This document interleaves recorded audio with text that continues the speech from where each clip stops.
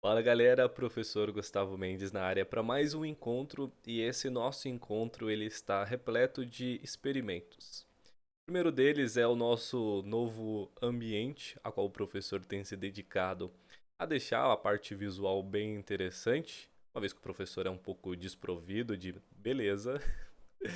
E o outro teste é esse novo microfone, né, um condensador que o professor tem comprado para entregar um áudio melhor. Então já faço esse alinhamento aqui com você, nosso aluno, você que ainda não é o nosso aluno. Deixa um feedback, deixa aqui embaixo no espaço dos comentários o que você tem achado dessa parte audiovisual, se tá legal, se tem o que melhorar. O professor vai ler todos os comentários. O nosso terceiro e próximo experimento é que, apesar do professor não ser um analista gráfico, um analista técnico, o professor tem conhecimento e o professor gosta bastante de se aventurar em conhecimento do mercado financeiro. Então, eu estou fazendo um teste desse nosso encontro que talvez eu traga sempre ao final da semana. Por exemplo, estou gravando hoje, sexta-feira, 21/10/2022, para nós juntos fazermos uma análise superficial, mas com muita objetividade sobre os principais indicadores do mercado e aqui mostrar para vocês que qualquer um, por mais que não tenha uma certificação CNPI, consegue ali fazer algumas análises e algumas projeções do que está acontecendo no nosso mercado. Fechou?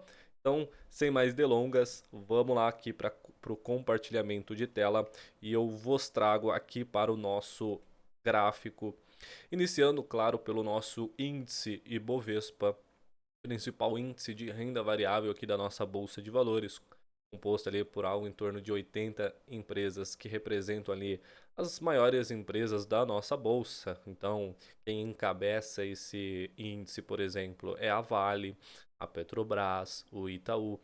E nosso índice aqui nós já podemos analisar, né? Vale ressaltar que o site a ser utilizado é o TradingView, ok? É um site gratuito onde você consegue ter acesso, você consegue também contratar algumas ferramentas a mais, da qual o professor não conhece muito aprofundado, mas é a possibilidade aqui para vocês.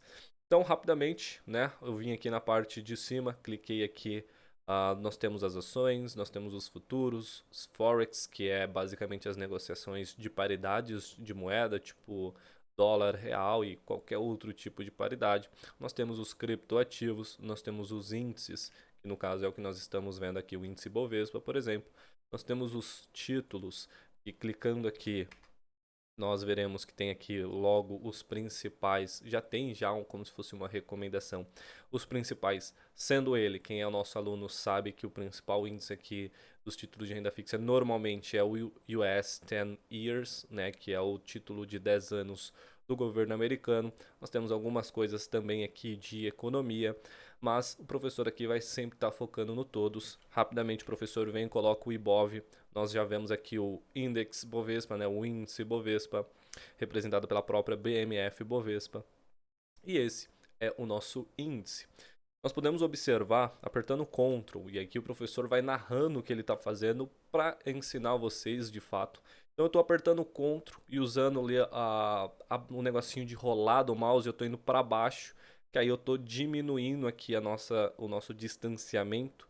Nós podemos observar aqui janelas maiores de retorno da nossa bolsa de valores. O professor vai trazer bem distante aqui para nós observarmos que nós tínhamos uma boa crescente no ano de 2019. Veja que aqui nós saímos de algo em torno ali, ó, 21 de dezembro de 2018, 28 de dezembro de 2018, algo em torno dos 83 mil pontos. E nós chegamos a algo em torno dos 120 mil pontos. Isso antes ali da pandemia do Covid-19, depois teve uma queda extremamente abrupta. Isso, quando nós estudamos dentro da certificação, é a representação, infelizmente, que nós sentimos na pele de um risco sistêmico. Veja que não existiu fundamentos econômicos para cada empresa que compõe o índice Bovespa para que o Bovespa seja derrubado de uma tal maneira que ele saiu ali dos 116 mil pontos e chegou a algo em torno dos 62. Então dá para falar que ele perdeu praticamente metade do seu valor. Não foi as empresas que lucraram pela metade, não foram que as empresas estavam envolvidas em algum escândalo. É um risco sistêmico. Era uma crise sanitária, uma pandemia, mas que afetou o sistema como um todo. E tudo foi afetado, não somente a renda variável, mas também a renda fixa. E aí, com o passar do tempo, nós tivemos recuperações até que chegamos aqui aos 130 mil pontos em junho de 2021, mas aí depois foi representado por uma queda. Esse período aqui possivelmente está alinhado com as altas inflacionárias que o Brasil, por ser um país emergente, ele tendenciosamente sentiu antes que outras economias. Então aqui já estava a alta da taxa de juros, e a taxa de juros nós podemos interpretá-la da seguinte maneira: conforme a taxa de juros da economia sobe, a renda variável perde valor, porque a taxa de juros ela é considerada um desconto para a renda variável. Então, quando a taxa de juros sobe, é a mesma coisa que não é, só para vocês entenderem, é conforme o desconto aumenta, menor o preço. Então, num cenário de alta de taxa de juros, tendenciosamente isso não é uma verdade, nós estamos falando de economia. Economia é uma ciência humana, então não existe exatidão. Mas na teoria, e normalmente nós vemos na prática, é o seguinte: conforme a taxa de juros vai subindo e beneficiando a renda fixa, nós vemos de forma prejudicial para a renda variável. Então aqui nós vemos esse cenário onde nós tivemos ali a taxa de juros da nossa economia saindo dos 2%, hoje chegando a algo em torno de 13,75%. Então ela saiu da mínima histórica e se multiplicou por 7 vezes, praticamente é o que nós estamos vendo hoje. E aí nós vemos essa baixa aqui, né, ali no finalzinho de 2021. E aí nós tivemos aqui consideráveis oscilações aqui no ano de 2022. Ele começou o ano ali aproximadamente aos 100 mil pontos, chegou aos 120 mil pontos, novamente caiu para os 95 mil pontos, e hoje ele se encontra aos 118, isso marcando aqui a hora de hoje. Mais uma vez o professor aperta o Ctrl, agora o negocinho do mouse para cima, e aí nós temos aqui uma aproximação do gráfico. Muito importante que o professor aqui em cima, ó, ele está usando o gráfico de um dia. O professor também poderia colocar aqui, ó, por exemplo, gráfico de 1 hora. E aí cada vela dessa, que nós podemos chamar no inglês candle, ela vai representar 1 hora. Então cada velinha dessa que nós temos, ela vai representar 1 hora. Mas quando nós colocamos em dia, cada barrinha dessa representa um dia, ok? Então nós podemos ver aqui, ó, que essa semana nós estamos, agora falando especificamente, né, e que vai ser a ideia desse projeto, nós falarmos da semana, nós podemos observar que na sexta-feira da semana passada nós tivemos um candle considerável. Lembrando, quando é vermelho, significa que a abertura do dia foi na parte de cima e o fechamento na parte de baixo, representando a cor vermelha, quer dizer que perdeu valor. Então saiu dos 114.300 pontos, mais ou menos, e fechou aproximadamente em 112 mil pontos, tá? Então é intuitivo dizer que quando é verde, então ele abriu embaixo e fechou em cima, mostrando para nós uma alta. Então nós podemos observar que nós tivemos uma queda considerável na semana passada. Então aqui já considerando sexta, né, aí vem segunda, terça, aí teve feriado na quarta-feira, não há negociação, quinta e sexta. Então a semana passada foi uma semana de queda para nossa bolsa, enquanto que essa semana tem se mostrado uma semana de alta, tá legal? Então nós começamos a semana algo em torno aos 112 mil pontos e nós estamos chegando aqui aos 118 mil pontos. Continuando aqui sobre os índices, agora vamos para o índice Small, que representa as empresas de menor capitalização. Mais uma vez eu vou tirar um pouco do zoom aqui e vamos mostrar, não vou regredir esse gráfico aqui para anos anteriores, mas nós podemos observar que esse gráfico ali por volta de agosto, ele tem se mostrado numa alta e depois nós podemos observar aqui boas resistências e bons suportes. Veja que o preço ele tem ficado algo em torno desse caminho aqui como suporte, lembrando que suporte é onde o preço ele vai bater e depois ele vai subir, ele não consegue passar para baixo. Veja que ele fez um suporte aqui. Depois, ó, veja que esse pavio aqui, o preço chegou aqui embaixo, mas depois ele voltou a subir e fechou aqui aonde nós estamos vendo o fim, né? Quando tem esse pavio, quer dizer que foi aonde o preço foi, mas ele voltou.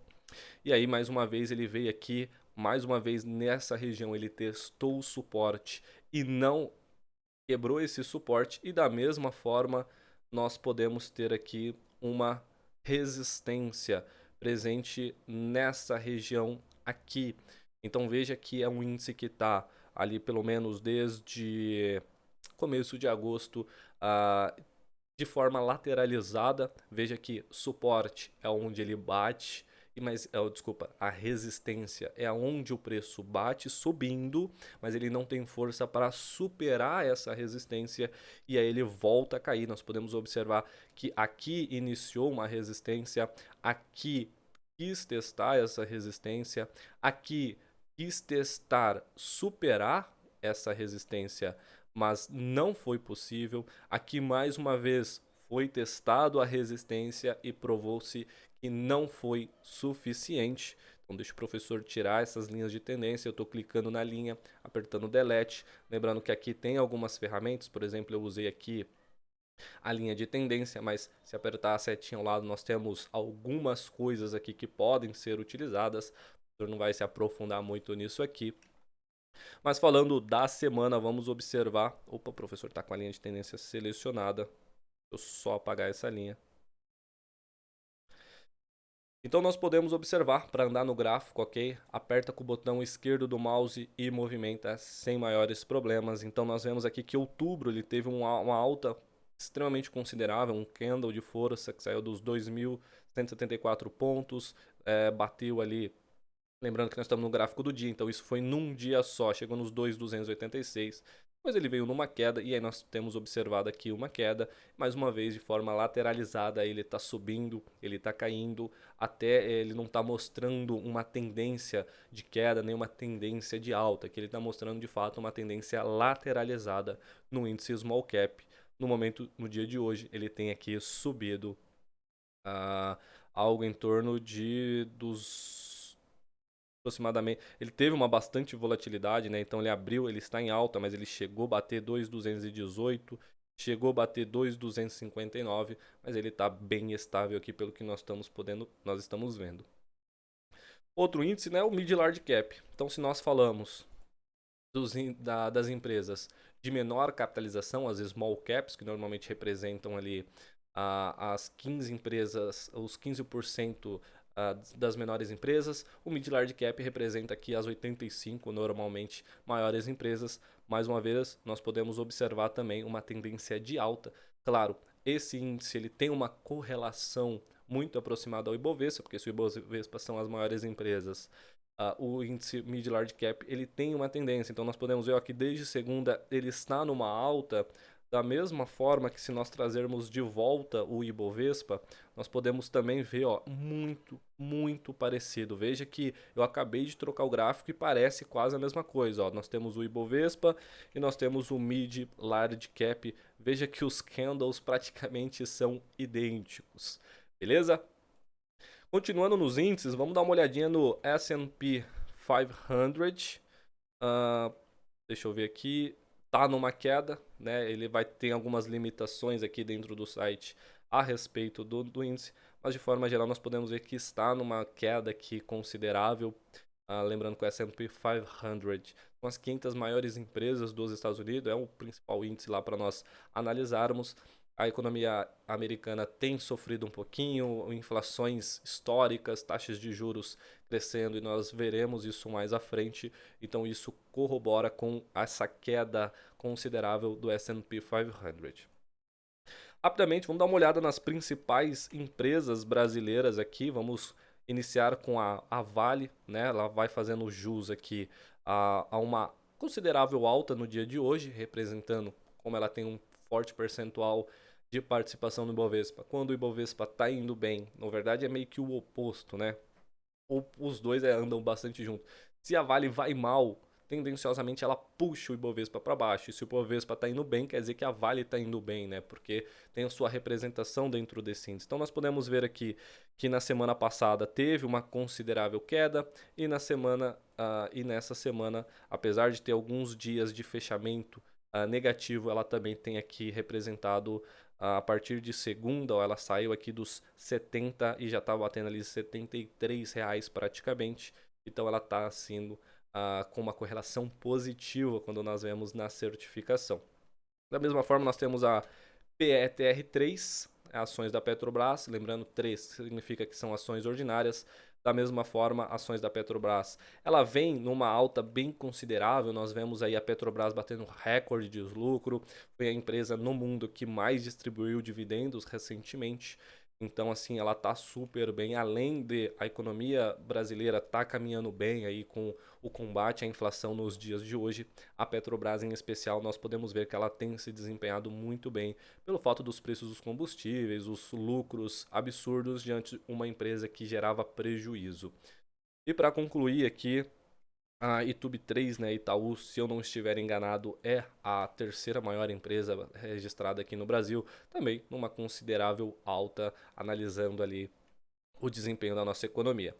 Indo para a parte de moedas, nós temos aqui considerar, obviamente, o dólar em comparação à nossa moeda. Então nós podemos observar que teve uma forte valorização ali em junho de 2022, onde o dólar custava algo em torno de, olhando aqui na mínima, 4,72, chegou numa máxima de 5,50. Teve uma queda, mas agora nós podemos observar uma certa lateralidade das movimentações do preço, da qual essa semana, possivelmente dado alguns informativos da inflação americana, ainda não estar bem controlada, isso mostra uma perca de valor do dólar e, consequentemente, uma valorização do real. Então, nós começamos a semana com o dólar custando R$ 5,32.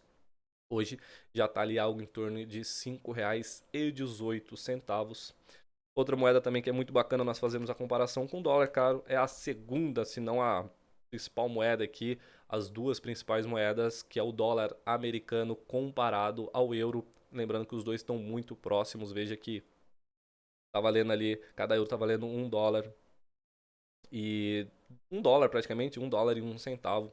Então nós vemos aqui teve uma valorização do dólar, nós podemos observar devido também aos problemas econômicos da zona do euro, né? Não somente o Brasil teve problema com a inflação, como eu disse, o Brasil é um país emergente, ele sentiu os efeitos inflacionários antes, começou o combate à inflação e hoje nós vemos o Brasil com uma inflação controlada, até muito bem controlada, enquanto que as outras economias mais desenvolvidas agora têm sofrido. Então nós vemos a zona do euro como um todo, aí entra também a situação da guerra entre Ucrânia e Rússia. Isso colabora com o desempenho, né, a baixa do desempenho da economia da zona do euro, da mesma forma os Estados Unidos, enfim.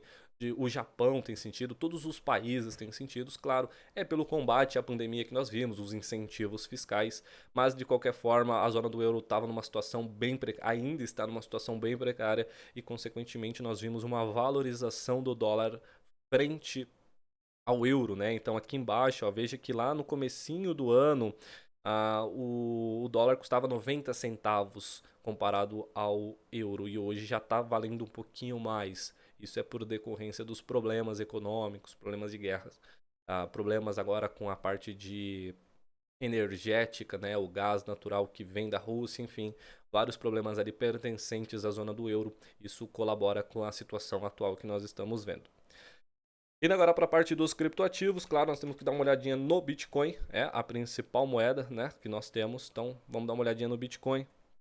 Eu pesquisei aqui os futuros de Bitcoin, sendo que eu deveria estar olhando o Bitcoin barra dólar, né? Então, Bitcoin aqui, né, ó, o BTC USD, né? O certo era o professor ter colocado assim, ó, BTC USD, né, que aí nós estamos olhando a cotação do Bitcoin comparado ao dólar, nós podemos ver aqui que teve uma queda muito considerável no começo do ano, né? Desde o começo do ano, mais uma vez. Isso está muito alinhado com a situação financeira atual, risco, né? As criptomoedas, de modo geral, têm tendenciosamente um risco maior do que moedas fiduciárias. Há quem diga o contrário. Se você é contra essa ideia que criptoativos são menos seguros do que as moedas fiduciárias, deixa aqui no comentário, vamos fazer um debate. Se isso gerar até um conteúdo, vai ser muito bacana a sua recomendação. Da mesma forma, antes de nós continuarmos, eu quero deixar um convite para você. Se você tem gostado desse conteúdo, considere se inscrever aqui no canal da escola, deixar o seu joinha, ativar o sininho de notificações, para quando tiver novos conteúdos você ser notificado. Compartilha também esse conteúdo com as pessoas que você achar que faz sentido. Não vai te custar nada, mas vai ajudar demais o nosso trabalho aqui a continuar entregando conteúdos para vocês, beleza? Então, continuando, nós podemos ver que o Bitcoin ele está numa baixa muito considerável, então ele saiu ali custando algo em torno de 47 mil dólares e hoje ele está custando algo em torno de 19 mil dólares, então ele perdeu aqui pouco mais de 50% do seu valor de mercado. Altas da taxa de juros, riscos inflacionários, riscos de guerras, enfim, são vários fatores que o ano de 2022 tem entregado retornos não muito agradáveis em alguns ativos, tá legal? Vamos também agora dar uma olhadinha nos títulos, né? Como o professor disse, o principal é o US 10 Years, que é o título americano de 10 anos, e aqui mostra o que tem refletido, né, a economia. Como nós temos estudados na certificação, a taxa livre de risco é aquela taxa que você pode investir sem risco. Aqui no Brasil, normalmente nós consideramos a Selic, nós consideramos a taxa pré da NTNB, mas isso para efeito economia brasileira. Quando nós olhamos para o mundo, a taxa livre de risco é considerada a dos Estados Unidos. E quando acontece algo dessa magnitude, que é muito, apesar do Brasil sair dos 2 para os 14, para os Estados Unidos sair de 2,54. Isso, na verdade, vamos pegar no começo do ano, né? Ó, 2022 saiu do 1,48, 1,50 e hoje está em 4,25. Para a economia brasileira, isso aqui é fichinha, nós já passamos por isso inúmeras vezes. Mas para a economia americana, isso é extremamente assustador. Vamos usar esse termo aqui para você entender. Então, por isso que a economia americana tem refletido alguns pontos negativos e esse aumento da taxa de juros é para combater a inflação que ainda não está controlada. E sair do 1,5% para 4,20% como a taxa livre de risco global, tudo na economia é afetado. Então a nossa taxa de 14 ela é afetada por isso aqui também. Porque imagina se o Brasil estivesse pagando 4% e os Estados Unidos também 4%. Não faria sentido. Porque a nossa economia é considerada mais arriscada. Com isso nós temos que pagar um prêmio por risco. Então nós estamos pagando aqui um prêmio praticamente de 10%. Né, considerando riscos políticos, fiscais, econômicos, enfim. Então, 4 para 14, praticamente nós estamos pagando um prêmio. Então, faz sentido ao aumento da taxa de juros na economia global, principalmente pela inflação, mas também por nós vermos a principal taxa de juros considerada livre de risco da economia mundial, está nessa subida muito considerável. Pessoal, acredito que é isso que o professor projetou trazer para vocês. Deixa eu trazer aqui vocês de volta comigo. Mais uma vez eu vou reforçar o convite para vocês. Deixa aqui embaixo nos comentários o feedback, deixa a opinião de vocês, o que vocês gostaram, o que tem para melhorar, porque isso é muito importante para que nós possamos trazer um conteúdo extremamente alinhado ao interesse de vocês, tá legal? No mais, um forte abraço do professor Gustavo Mendes e até o nosso próximo encontro.